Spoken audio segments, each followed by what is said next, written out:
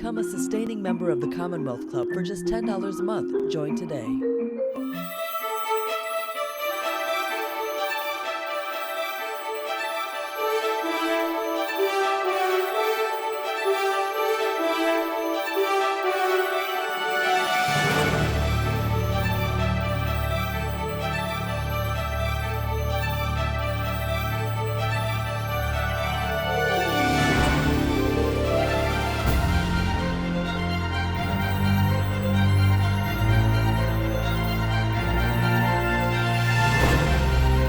Hello, everyone, and welcome to today's virtual program at the Commonwealth Club of California.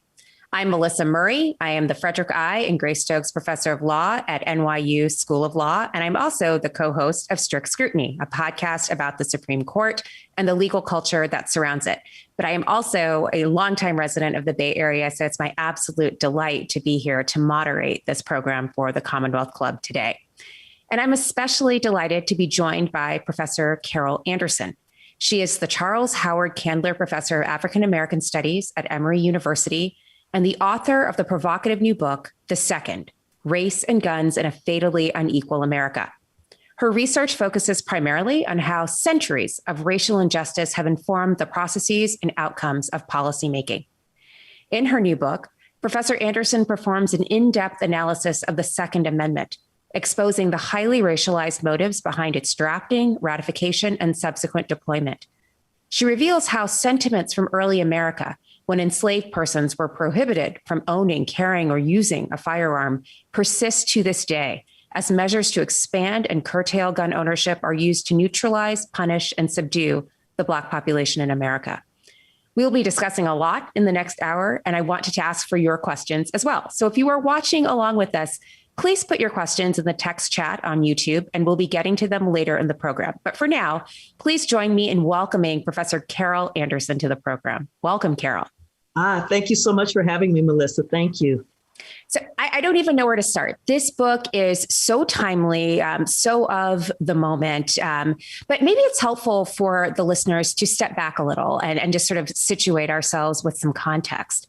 The text of the Constitution's Second Amendment reads as follows: a well-regulated militia being necessary to the security of a free state, the right of the people to keep and bear arms shall not be infringed. Much of constitutional history is steeped in myth-making. In this case, the conventional wisdom posits that the Second Amendment was, like most of the Bill of Rights amendments, intended as a response to the encroachments of the British Crown against the colonists in the period preceding the American Revolution. And so on this account, the Second Amendment is really intended to help Americans to keep and bear arms so that they can rise up against a government that may become tyrannical against them. But as you show in this book, there might be more to this story than this David and Goliath narrative that we've been given over the years. So can you give us this additional context for the Second Amendment? For me, the additional context, it was looking at the debates on the constitutional ratification conventions and also looking at the role of slavery and the laws that came up in order to control the enslaved. And so you saw a series of laws about thou shalt not bear arms. The enslaved shall not have the right to bear weapons. They must be kept away from weapons. They must be unarmed, disarmed. And the architecture that came up, not only of the laws, but of the architecture of the slave patrols that had the ability and the function to go into slave cabins and look for contraband, such as books, as well as weapons. And then the rise of the militia. And the role of the militia was designed to control the slave population. If there was an uprising, they were there to put that uprising down. And so then seeing the ways that those laws and that architecture rolled through the colonies and then through the War for Independence and then through the Constitutional Convention and the ratification conventions, it was like, wow. Slavery was all, it infused, it permeated those discussions. I saw the way that the South bartered hard. I mean, played a game of hardball, saying you will not have a United States of America unless we are able to protect slavery. And this is why we get the 3/5 clause. This is why we get the 20-year extension on the Atlantic slave trade. This is why we get the fugitive slave clause in the Constitution. This is also why we get the Second Amendment, because during that ratification convention, ratification had stalled, and James Madison rushes down to Virginia, which had been one of the major holdouts, and he ran up against the buzzsaw of Patrick Henry and George Mason and the Anti-Federalists. And they were arguing that by putting the control of the militia under the federal government in the Constitution, you couldn't trust the federal government to protect the slaveholders from an uprising. You know, they were like, the North detests slavery, and we cannot trust them. We will be left defenseless. And they began to push hard, threatening this Constitution that Madison had stitched together that had a strong central government in there. And so what they did was they started demanding a Bill of Rights. And in Virginia's ratification, subsequent ratification of the Constitution, they had amended in there, including their the right to a well-regulated militia as part and parcel of their approval of the Constitution. They made it clear to Madison that they would push for another constitutional convention unless they got the protection of the militia. And this is why you get this outlier. Think about it. You get the right to free speech, a freedom of the press, the right not to have a state-sponsored religion, the right to not be illegally searched and seized, not the right to a speedy and fair trial, the right not to have to deal with cruel and unusual punishment. And then you get the right to a well-regulated militia for the security of the state. That thing is the bribe to the South to buy on to the United States of America. We will protect slavery by protecting the militia. So in a lot of ways, this book is an origin story, right? To use the superhero term. And you are telling a very different origin story than the one that we have been conditioned to receive. And it's not just about the Second Amendment, but about the Constitution and the Bill of Rights more generally. And, you know, I teach constitutional law, and I begin every semester by having my students actually read the Constitution. And slavery is hiding in plain sight in the Constitution. It's all still there. The 3/5 clause is still there. All of the compromises about slavery. There is an explicit clause about the rendition of property back to the states, which is about slavery, even though it's not explicitly stated as being about slavery. But it's all there.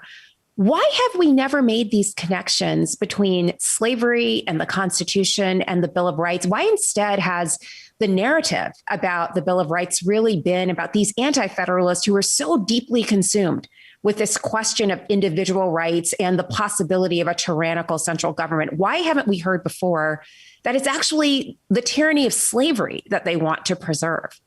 And I think that's because our origin story is just wrapped up in the mythology of these noble founders who were just steeped in fighting off the tyrannical regime of the British. And so when you have this very flattened, two-dimensional origin story, you don't deal with the complexity of the reality of what these folks were really dealing with and the choices that they were making. So for instance, when we get this narrative story about this incredible militia that fought off the British, that was there to fight against domestic tyranny, what we don't hear is how George Washington was absolutely beside himself, that the militia was absolutely unreliable during the War for Independence. Sometimes they'd show up. Sometimes they wouldn't. Sometimes they fight. Sometimes they take off running. I mean, how do you fight a war when you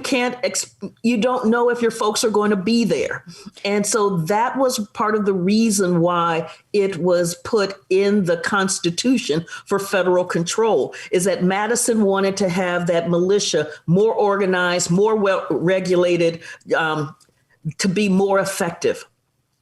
And we also get the story of this fighting off the domestic tyranny. I mean, we've got this amber waves of grain kind of origin story. Well, that domestic tyranny, we had Shays' Rebellion right before the Constitutional Convention, where you had a group of white men who were just furious at the government for taxation policy. So they began attacking the Massachusetts government. And when the government tried to call out the militia to quell it, the militia was like, no, I'm not feeling that. And you actually had then members of the militia joining in Shays' Rebellion. So British merchants had to hire a mercenary army to put down Shays' Rebellion. So they weren't feeling this whole thing about a domestic tyranny kind of piece either. What the militia was really good at was putting down slave revolts. Absolutely really good at that. And that, and you think about the silence in the Constitution of slavery, that is the same silence we have had in our histories. It is the thing that we are ashamed of. And so the origin story of the greatest nation ever cannot be rooted in slavery, because one of these things is not like the other. Right. So just to be clear for the listeners, there is this narrative about the militia being a sort of animating principle around the Second Amendment. But as you show in the book, they never had any expectation that a militia could stand up to a standing army, could ever defeat the tyranny of the state if the state were to become tyrannical against the people. Instead, their investment in the militia is about this local form of potential tyranny. And that's the slaves that they are worried will revolt against them. And Thomas Jefferson, I am a graduate of the University of Virginia. I have been steeped on Jefferson quotes like it's mother's milk. And there's a quote from Thomas Jefferson that I've actually never heard of that appears in your book, where he talks about the possibility that his slaves could justifiably turn against him. And he is deeply worried about this. And you see other members of that political community also being worried about the possibility of enslaved persons rebelling. And it's not an idle fear. This is the age of revolution. Not only have the American colonists rebelled against the British, the French are about to overthrow their monarch in a year or two, but closer to home, the Caribbean nation of Haiti has just experienced a massive overthrow of not only the institution of chattel slavery, but the government itself by enslaved persons. They have taken over the government of Haiti and they've made it their own. And this looms large in the history of the Second Amendment. And we've never heard of this either. So can you make the connections between these external events and what happened here in the United States? Oh, absolutely. And so here, this is the age of revolution. And so one of the things that happens is this fear that these revolutionary ideas will carry forward to Black people, that Black people will think that somehow this idea of self-determination and self-government, this idea about being able to rule yourself, that Black people will believe that applies to them. And Haiti verifies this in ways that just sends shockwaves through the United States, just shockwaves. This is where you get Thomas Jefferson going, oh my God, if this thing gets unleashed, we have to fear it. We must fear it. And the fear that his own enslaved people will justifiably rise up against him. And you see this coming through in terms of the laws, so that in Baltimore, as you have slave owners fleeing Haiti with their enslaved, when they get to Baltimore, Baltimore opens up the public armory to white citizens so that they can protect themselves against these Haitian enslaved people coming into Baltimore. You have in South Carolina actually banning the enslaved from Haiti from being able to come into South Carolina. And think about this. South Carolina is a slave state. I mean, South Carolina, where more than half of the residents are enslaved, and South Carolina banning the enslaved from coming, this tells you about the fear. And you have Governor Pinckney talking about, and this is why we have the militia. This is why we have the militia. And you have Virginia. Virginia is absolutely fearful about Haiti. And when they're coming, they're bringing too many of them here. There's too many of them here. And our enslaved folk are learning to be disrespectful. They're getting these airs about them. We've got to protect ourselves. And you have Gabriel's Revolt. I'm jumping ahead. One of the things that you have happening in the United States shortly after the Haitian Revolution begins is you have the Uniform Militia Act of 1792. And that says that every white man between the ages of 18 and 45 has to be part of the militia and has to have a gun. So you're seeing the definition of citizenship and the responsibilities of citizenship wrapped up in the role of the militia, gun ownership, and whiteness. And you have James Madison writing in a letter going, "Whoo, did you see that mess in Haiti? Oh, by the way, our Militia Act will be passing soon." So, I don't know whether it was a subconsciousness speaking or whatever, but to connect Haiti and our Militia Act will be passing soon. That is absolutely essential. How do we keep these enslaved folks down? How do we stop the revolutionary ideas from seeping into our enslaved population where they're going to rise up and think that they could be free too? And then we have Gabriel's Revolt in 1800 in Virginia. And that is a multi-state a multi-city, multi-county planned revolt that they find out about on the day it was supposed to happen.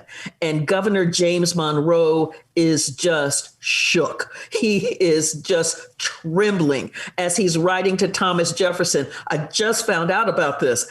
Oh, we would have been in blood if this thing had really gone off." And they called out the state militia, the various militias, to go and round up and hunt down Gabriel and his followers. And then you have mass public hangings as a way to send the signal. This is what happens to Black people who believe in freedom.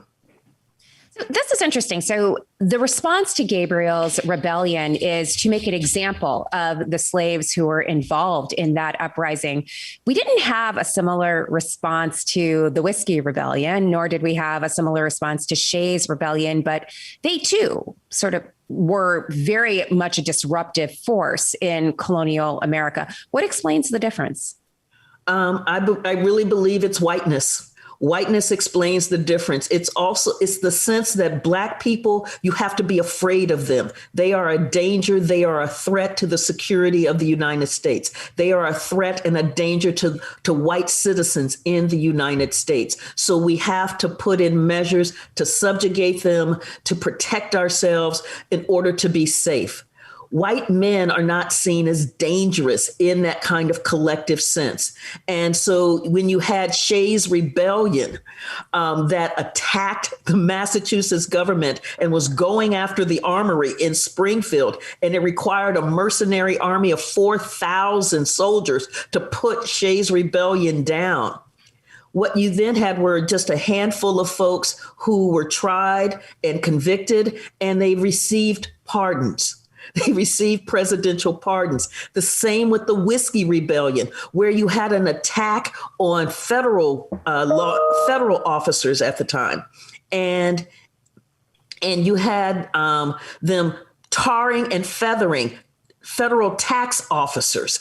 I mean, so this is like torturing, and you have them engaging the U.S. Army in this rebellion, this Whiskey Rebellion over tax policy.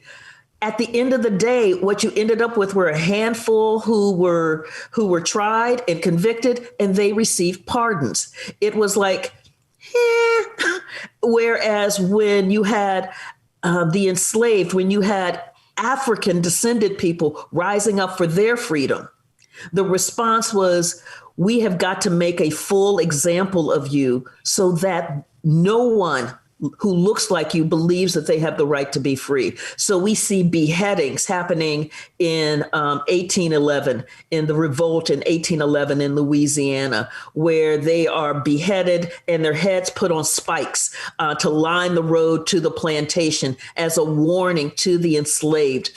This is what happens when you believe that you can be free. This is the Stono Rebellion. Oh, no, Stono was in South Carolina. So this is the Charles. So many rebellions. Right. And this is why you had the slave owners who were afraid, because one of the things is that they knew that this was wrong. They knew that slavery was wrong. When you're looking at the ways that they're talking about slavery, they know that it's wrong, but they're doing it anyway. And so then there's the fear of retribution, that when they get free, they're going to do to us what we have done to them. That is why we have to keep them unarmed and subjugated, because they are an inherently dangerous criminal people. So there are two main contributions to the book. One is surfacing this lost history of the Second Amendment, this other origin story that has really been hiding in plain sight and hasn't been talked about as part of the Second Amendment. The second contribution, I think, though, is the way in which the relationship between African Americans and guns and violence has actually been shaped by the Second Amendment and constitutional history, that, in fact, the social construction of dangerousness is actually originating in this founding period, but we see the repercussions of it to this day. So you begin the book with a discussion of the police murders of Philando Castile and Alton Sterling.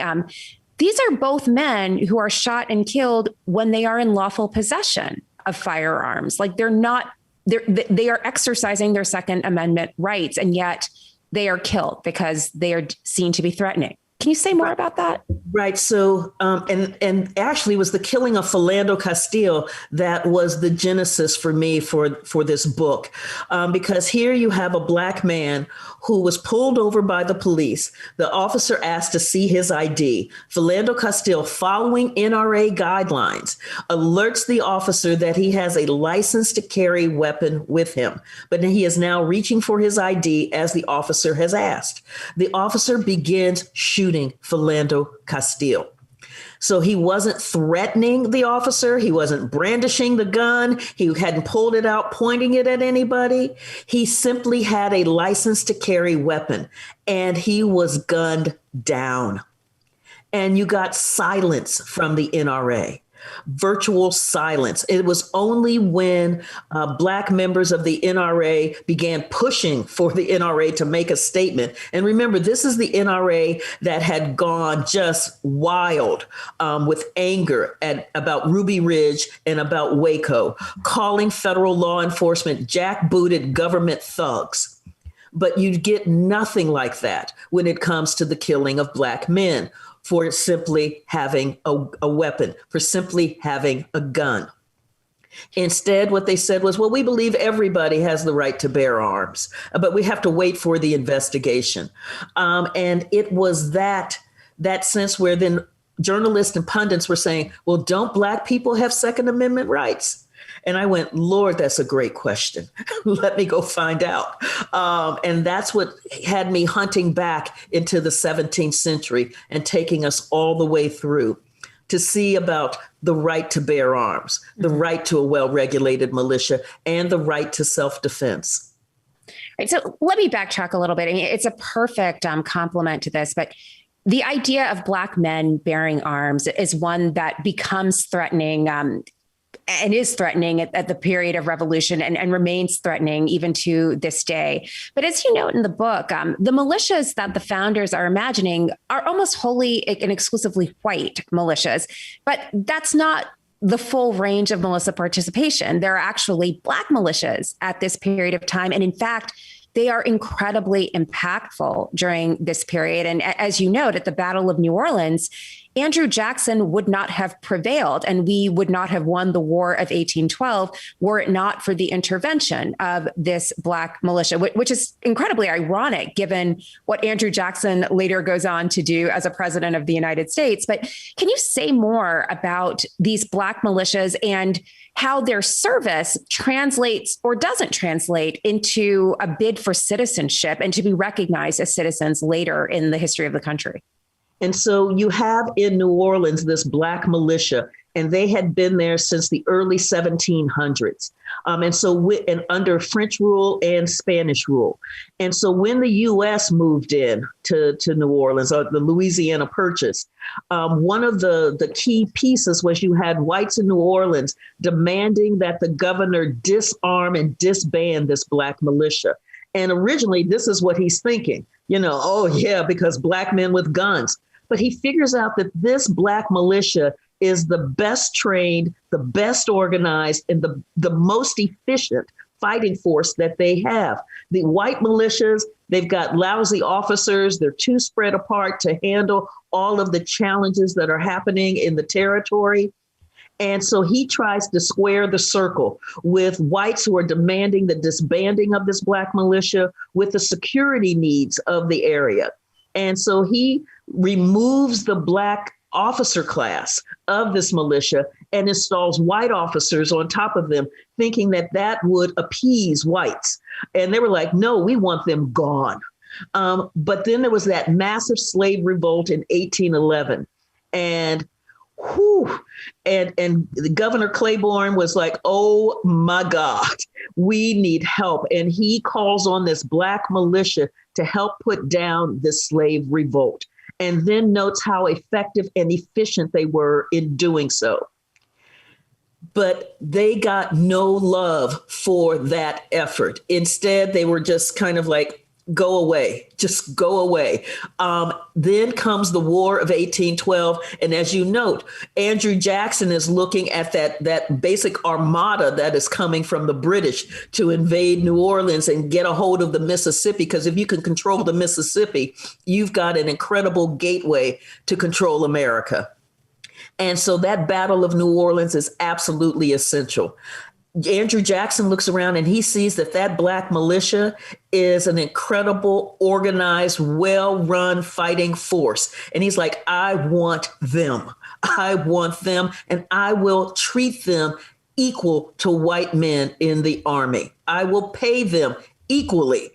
So it was all about, I will treat them as full citizens, as full human beings.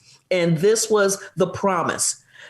Those Black men fought something fierce. And he notes, he's like, I heard you were good, but I didn't realize how good. Wow.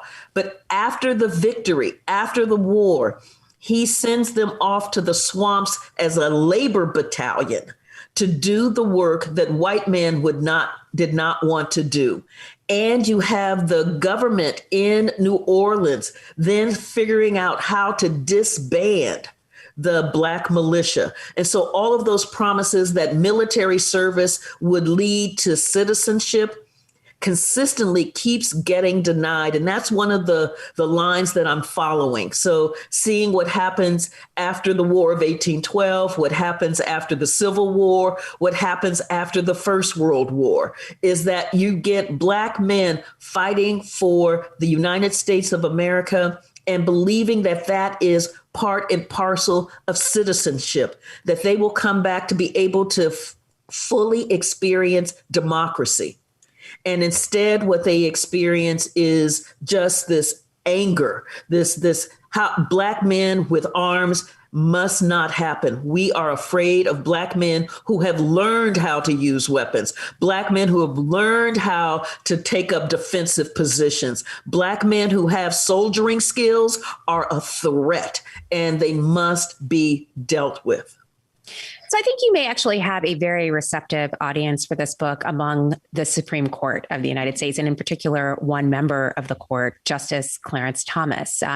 In a 2010 case, McDonald versus the city of Chicago, he wrote a really interesting concurrence that picks up on some of the themes that you've mentioned in the book. He talks, the case is about whether or not the Second Amendment can be incorporated to state governments through the 14th Amendment. And he writes a decision about what the appropriate constitutional vehicle for incorporation should be. But he also notes that during the period following the United States Civil War, there were a number of massacres and uprisings involving white private militias against newly freed African Americans. And one of the points he makes here is if those African Americans had been permitted by the states to bear arms, as was their right as citizens under the Second Amendment, they would have been able to stand up to these marauding mobs of white men. And so he very much is making a connection between the Second Amendment and racism, but it is to turn the argument about gun control, to say that gun control is actually bad for African Americans. So where does your book come in on this debate among progressives and gun rights enthusiasts about how gun control affects these different communities, and in particular, the African American community that really has been besieged by gun violence? Yeah, and so where my book comes down is that, as I say, this isn't a pro-gun or an anti-gun book.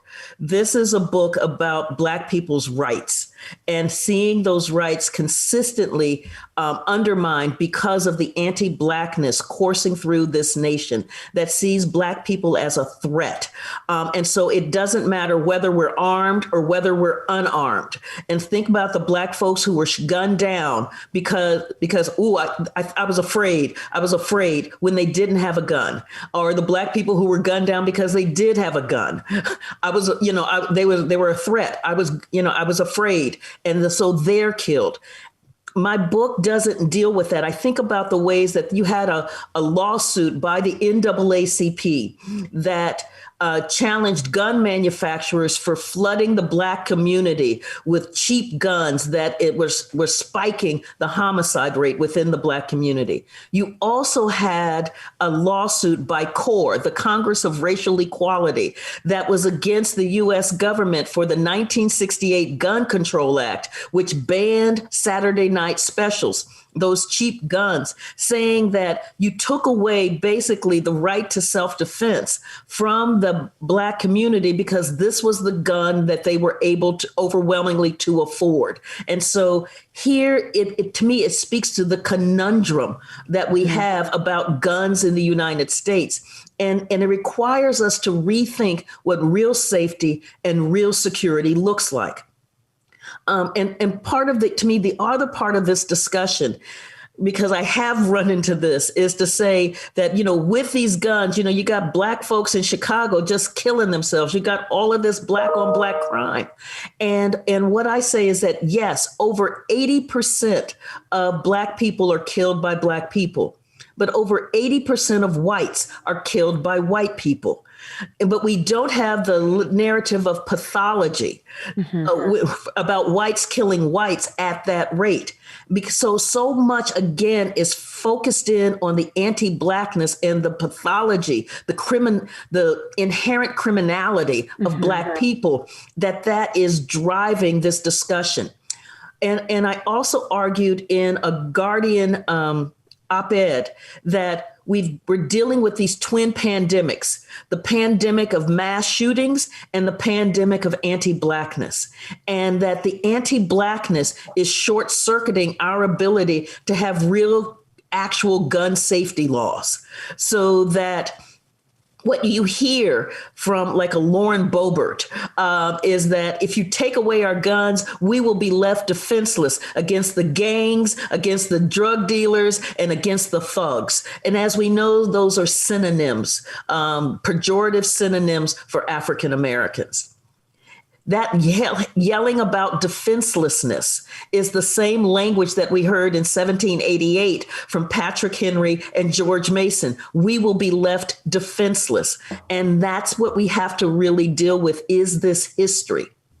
Well, so that's interesting. So when Justice Thomas makes this appeal for expanded gun rights by linking it to the ability of African Americans to stand up for themselves in the Reconstruction era, he's actually trying to inject African Americans into a narrative about defenselessness that has, as you point out in the book, been reserved for white people. And so there is a disjunction between the tale that he's telling and the way that dangerousness has been constructed in the United States. And this will always, I think your book makes the point, this will always mean that regardless of how gun rights are understood and recognized, Black people will not be included in this vision. Right. I mean, so when you think about, towards the end of the book, I'm dealing with Stand Your Ground, the right to open carry in open carry states, and the Castle Doctrine. And what we're seeing in those is that you've got disproportionate fear of Black people in these laws that are supposed to be the hallowed ground of the Second Amendment. So when you look at Stand Your Ground, what Stand Your Ground does is it expands the concept of the Castle Doctrine.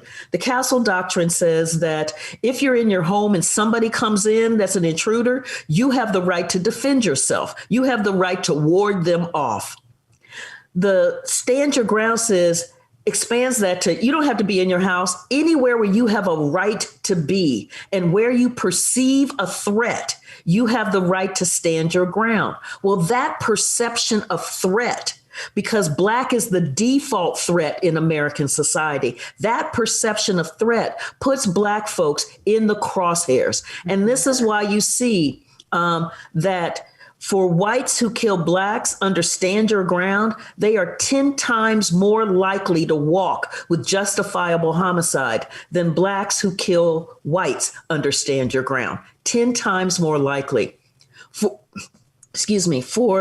whites who kill Blacks, they are 281% more likely to walk under justifiable homicide than whites who kill whites. When Blacks are the victims of this violence, it becomes acceptable in the judicial system because Black is the threat. I also look at it in terms of just juxtaposing Kyle Rittenhouse to Tamir Rice.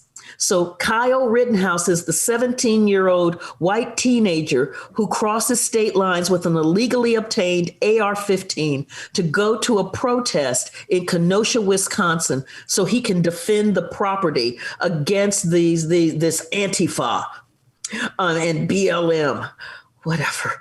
And the police welcome him as one of the militia. As part of a militia. Right? They welcome him. They're like, oh, we really appreciate you guys being here. It's hot out here. You want some water? So they don't see this 17-year-old with an AR-15 as a threat, as dangerous. He goes and he shoots down 3 men, killing 2 of them, seriously wounding a third. He walks back to them with his hands up as if to surrender to the police, and the police go right by him. They don't see him as a threat. Not even that they don't see him as a threat. They see him as an amplifier to their own authority. He's there to help them. Right. We really appreciate you guys being here. Wow. Yeah. But you take Tamir Rice, who was the 12-year-old Black child in Cleveland in an open carry state, who's playing in the park by himself. And the law says as long as you're not pointing a gun at someone, you can open carry. And granted, it was a toy gun, but it didn't have the orange tip on it. But he wasn't threatening anyone. The police came and within 2 seconds, they gunned him down, saying he was dangerous, he was a threat. Kyle Rittenhouse is one of the boys. Tamir Rice is a threat, and he is killed within 2 seconds. So can we inject gender into this? And we've mostly been talking about Black men and white men, but generally, the overlay of gender and gun rights is that guns are necessary to protect the defenseless women in your household. How does this play out when one of the women is lawfully carrying and tries to stand her ground and protect her home, and she happens to be African American? So that is the story of Katherine Johnston that I tell in the book. And she was a 92-year-old woman in Atlanta. And she hears, it's the middle of the night, and she hears the burglar bars being removed from her home. She is rightfully afraid. She gets her rusty revolver to protect her domain. The door slams open. She shoots to protect herself. A barrage of bullets come back in at her. It was the police, and they said it was justified because she shot first. So this Black woman, 92 years old, in her home in the middle of the night, did not have the right to protect herself. I mean, and that became the narrative until the narrative was blown apart, because it was clear then that the police had basically used torture to extract a confession from somebody who gave up her house, and that they were then putting pressure on an informant who ran to the media to tell the truth about what had happened. But if that had not occurred, this would have been as justified as the killing of Breonna Taylor. Right. Can I go back in time a little bit? A part of the book that I found so fascinating was the part that takes place here in Oakland, California. So you note in the 1960s in Oakland, the Black Panthers were incredibly active, setting up free breakfast programs and very active in arming the community. But they did so lawfully. They were very observant of the existing gun laws, but they believed that it was really important for the Black community to be armed against police violence. What happened in California to basically thwart their efforts to keep Black people armed and protected against what they saw as a threat? Yeah, so the Panthers really arose in response to the police brutality raining down on that Black community. And they had a framework of policing the police. They knew what the laws were about open carry. California had open carry laws. They knew how to open carry. They knew what kinds of guns they had to have, and they knew that they had to be licensed. And they knew the distance that they had to maintain from the police as the police were making an arrest. Well, the police did not like having these Panthers watching them, observing them, and basically monitoring them, policing the police. And so the police would stop the Panthers, but they couldn't arrest them on anything because they were following the law. They knew the law. Huey P. Newton was a law student. He knew what the law said, and that is what they were following. So the police ran to Don Mulford, who was a California assemblyman, and said, "You got to help us here. The Panthers are dangerous. They are dangerous. They are a threat. They are a serious challenge to our being." And Mulford's like, "I got this." And so with the help of the NRA, they drafted legislation to basically make the methods that the Panthers were using to police the police, that open carry, to make it illegal, to make the Panthers illegal. And you had Governor Ronald Reagan, who was eager to sign this legislation, because he had been hearing about these Panthers as well, and that they were a threat, that they were dangerous. And I thought it was fascinating in this. Not only did you have this confluence of conservative NRA assemblymen and Ronald Reagan working on gun control when Black people are carrying arms, but you also had no movement in terms of getting at the root cause, which was the police brutality that had driven the Panthers to come into being. Right. So if you are an audience member, please feel free to put your questions for Professor Anderson in the chat box in the YouTube function. We have some terrific questions that have already come in, and your last response really then speaks to this next question from one of the listeners. What role have gun rights organizations played in these disparate approaches to gun control that really do impact individuals on the basis of race? So as you know, one of the major gun rights organizations is the NRA. And the role of the NRA began in 1871, founded by Union soldiers as a marksmanship club. They were absolutely distraught at the lack of marksmanship that they saw in the Civil War. So they spent a lot of time teaching folks how to shoot. And that was the role of the NRA. And then you started seeing greater politicization happening in the 1960s, particularly when it came to gun control laws. And again, like I talked about with the Mulford Act, they were there helping to draft that legislation. And they weighed in on the 1968 Gun Control Act as well, which was the one that banned Saturday night specials. Mm-hmm.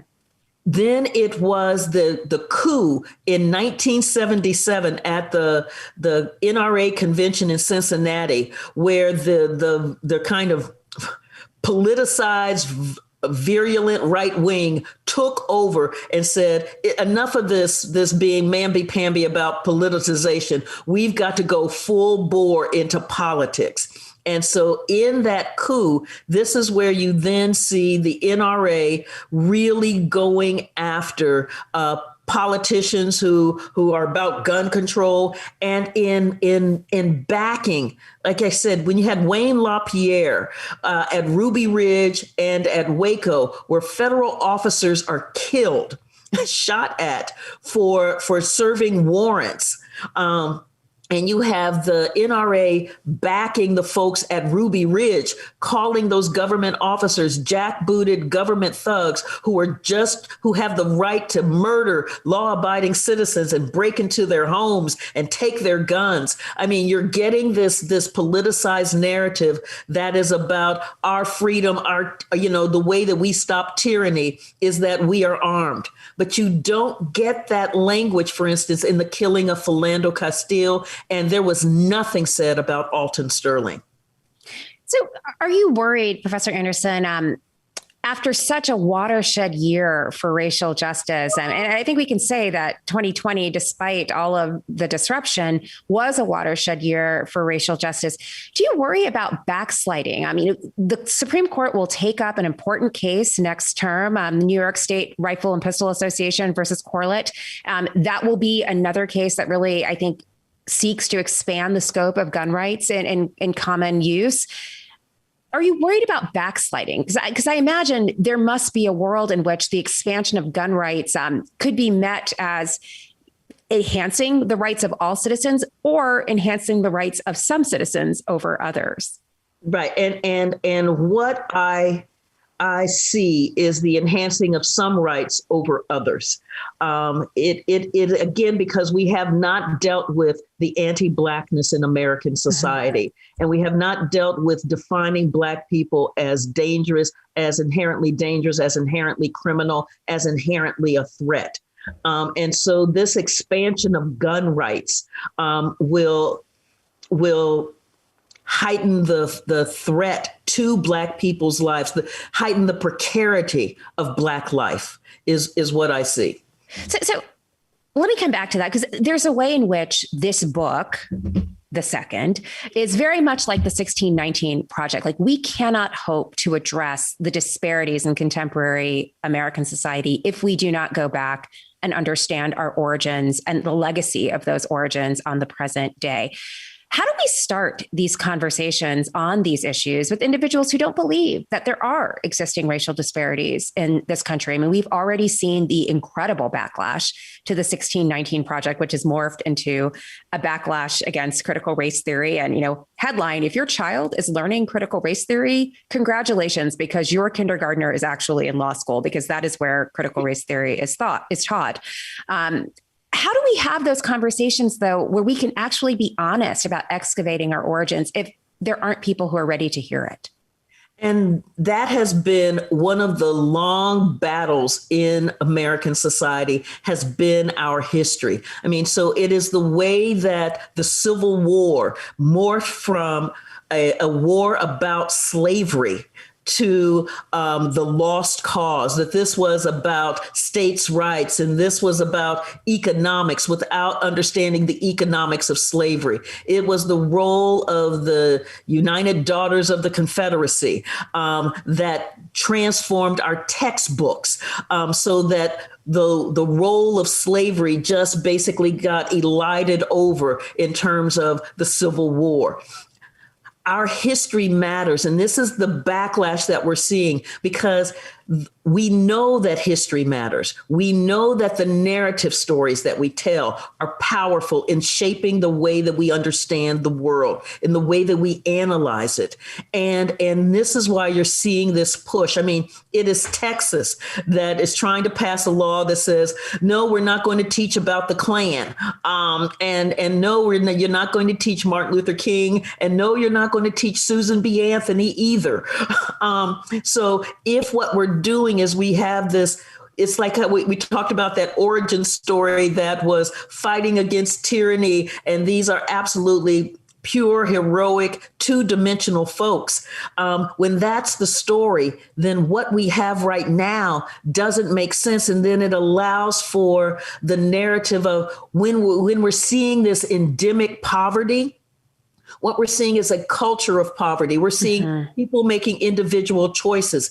It means that you don't have to deal with the systems that had created this and that sustained it. It also means that we don't have to deal with the systems that set up FHA to create the inordinate wealth disparities in the United States.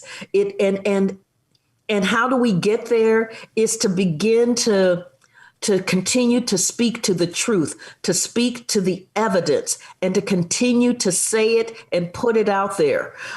Because at a certain point, when the stuff doesn't make sense anymore, when you've got this flattened narrative and it's just not making sense, then you just might go back to looking at, no, this didn't happen this way. This is how this happened. We have to continue to have those conversations. We have to continue to be really good historians, and digging in the archives and digging in the best work that's out there and pulling together those streams of thoughts to see how we got here, because that's the only way we're going to figure out how to get out.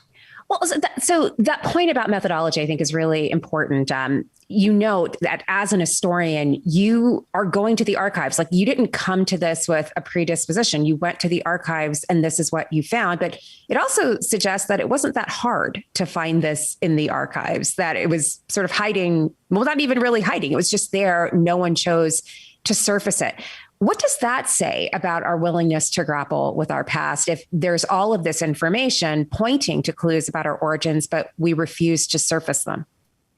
It says a lot about the ways that we learn to ask questions. So much of the questions, for instance, on the Second Amendment are whether it is about the right to a well-regulated militia or the right for an individual to bear arms. And that's how the Supreme Court has talked about it, like whether this prefatory clause has any impact on the operative clause. Right. And so when it's framed that way, then that means you're not looking at its real origins. That means that you are framing it in a way that allows you to elide over the roots of what was driving these folks to think through why we would have the right to a well-regulated militia for the security of the state. Wow. Do we talk about the security of the state when we talk about freedom of religion, the right to not be illegally searched and seized? I mean, the way that we frame it has a lot to do with the ways that we go to find the answers.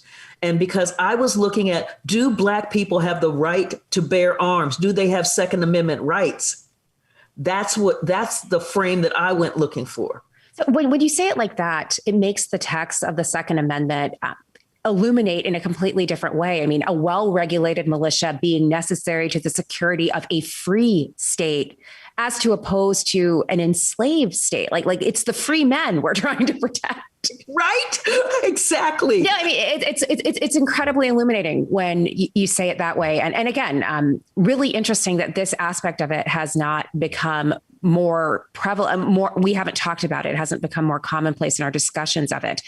You have done incredible work, though, and not just on the Second Amendment, but on voting rights. And I think this year is really going to be Carol Anderson's year, because everything you've written has suddenly coalesced into being, of the moment in the cultural zeitgeist. So one of our listeners has been steeped in the oeuvre of Carol Anderson and wants to know, when you wrote One Person, No Vote back in 2018, this is your book about restrictive voting laws, did you imagine that restrictive voting laws would be enacted as quickly as they were in 2021? And I'm going to go back to the book right before One Person, No Vote, White Rage. And with White Rage, I talked about whenever you see this massive attainment of Black citizenship rights, is that you get this massive policy backlash to undercut those rights. When you think about how in 2020 you had a turnout that was astronomical because Black folks knew that democracy was on the line. So you had like a 60% Black voter turnout rate. There were 160 million people who voted. You had an incredible multiracial coalition who were willing to deal with a pandemic to vote. That coalition, whew, what we're dealing with right now is white rage. We are dealing with the backlash, the policy backlash to people exercising their right to vote. People saying this is the kind of society that we want. And the white rage backlash is like, no, you will not have that society. And we will cut down the access to the ballot box that you used in order to try to change the dynamics of this society. Did I anticipate that they would move, as my brother would say, with a quickness? I didn't think they'd move this fast, but the coalition of forces that were there made that obvious that this would happen. Mm-hmm. The point you make about the politics of backlash, it doesn't just translate into policymaking. In the book, the second, you also note that the massacres that we are only beginning to hear about now, like the Tulsa race riots, like the Elaine race massacre, all of those were backlash to the gains, the limited gains that African Americans made during the Reconstruction period. So this doesn't just play out in the arena of policymaking, it then gets translated into physical violence using the right to bear arms. So, I mean, there is a through line between both of these books. Yes, absolutely. And there's another through line, which is when I talk about the policy, you see how the policies sanction that violence, that anti-Black violence, that give it legitimacy. So when we talk about, for instance, the massacre in Colfax, Louisiana, where there was an election. There were whites who did not like the results of that election. So they were storming the courthouse in Colfax, Louisiana, which was the site of democracy in that area. And there was a Black militia protecting that courthouse. They were overrun. They were slaughtered. Over 100 Black men killed. And Louisiana was so fractious at the time that it was impossible to like charge them, the killers, with a state crime. So the federal government comes in and charges them with violating the Third Enforcement Act, which is the act against white domestic terrorism, which is the Ku Klux Klan Act. Mm-hmm. That case goes all the way up to the U.S. Supreme Court.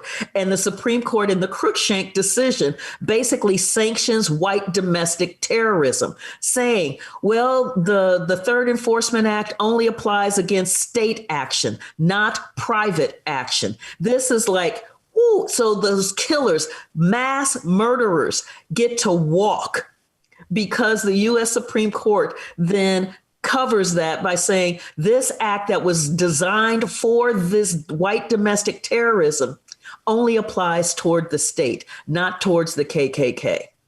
So that's a great transition to my last question, which is about the Supreme Court. So as you say, in the Cruikshank decision, the court basically says that the 14th Amendment only applies as to state action, insulating private acts of racial violence from any kind of recourse. But over the last 50 years, there has been an emerging interest in originalist interpretation of constitutional text. So the idea here is that judges should read and interpret the Constitution with an eye toward how its terms would have been understood and experienced at the time of drafting and ratification. And so the idea is because it is rooted in how things would have been understood in the past, perhaps originalism is less attentive to questions of race and racial discrimination that exist in our modern day period. That's always been the rap on originalism. But you are actually offering in the second an originalist take on the Constitution and the Second Amendment, one that makes race and slavery central to the founding and to the Constitution itself. And so With that in mind, how should lawyers and judges deploy this new understanding of the Second Amendment, of the Constitution itself, in their efforts to interpret constitutional text? Yeah, and the originalist slant really seems to me to be a way to try to undermine the role of racism and race in the United States. And so by doing what I've done, which is to go back and look at the ways that James Madison was drafting the Constitution and drafting the Bill of Rights and the pressures that were on him, then you're having a very different discussion about the Second Amendment. And you're seeing that it is steeped in anti-Blackness, the Bill of Rights, having there in the middle of the Bill of Rights, the right to control and contain Black people's rights, the right to deny Black people their rights. Wow. I think that what we need to do is to remove the Second Amendment from its hallowed ground that it currently has, that has been NRA propped up by the NRA, and to treat it the way we treat the Three-Fifths Clause, recognizing that this is a function of slavery. It is a function of the denial of Black humanity and a denial of Black people's rights, and really reconceptualizing in this nation what real safety and security looks like, and also what real citizenship looks like. So I think our listeners should actually have the last word on this. And this one comes from a listener who is really interested in how you approach the classroom at Emory. So when you teach history to your wide-eyed students down there in Atlanta, what surprises them the most about the history that you discuss and discover together? So much of what I teach is what they haven't had, even as they've come through their AP courses. And so there's this like, what? But I also believe that the greatest learning is what they're able to bring to themselves, what they're able to divine for themselves. And so all of my classes are research courses where I send them into the archives, into the original documents, where they've got to pull it together. And that makes the learning real. It makes it their own. And so I had a student, for instance, who had asked the question, well, why haven't African Americans after the Civil Rights Movement made more progress? And I said, that's a great question. Go to the archives. And in our archives, there's a group called a collection called the Neighborhood Network Association or something like that. And what they did was they tracked Klan members in Georgia's government and in Georgia's judiciary in the 70s and 80s. When you begin to track those Klan members with the legislation that they're blocking and with the judicial decisions that they're making, things become very clear about the roadblocks to progress. And I could have said womp, womp, womp and sounded like a Charlie Brown adult, but there was something about my student finding that information on his own that now it's enlightening for him. It's like, I get it. I get it. Well, your students are tremendously lucky to have you as a teacher, Professor Anderson, and we are incredibly lucky to have spent this last hour in conversation with you about this fantastic new book. So please join me in thanking Carol Anderson, the author of the new book, The Second. This book is available at all major booksellers. I found it in my local bookstore, and I think you can find it in yours. Thank you so much to our audience for watching and participating live in this program. If you'd like to watch more programs or to support the Commonwealth Club's efforts in making virtual programming, please visit commonwealthclub.org/online. I'm Melissa Murray. Thank you so much for joining us today, and please stay safe and healthy. Thank you. Thank you.